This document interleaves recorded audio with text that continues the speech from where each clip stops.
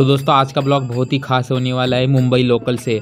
तो आपने सुना होगा अक्सर कि मुंबई लोकल में बहुत भीड़ होती है, खड़े रहने की भी जगह नहीं होती है, बहुत स्ट्रेसफुल लाइफ है, ये है वो है, ऐसा बहुत फलाना ढिमकाना नेगेटिव बातें सुनी है दोस्तों। तो आज हम कुछ पॉजिटिव थिंग्स भी सुनने वाले।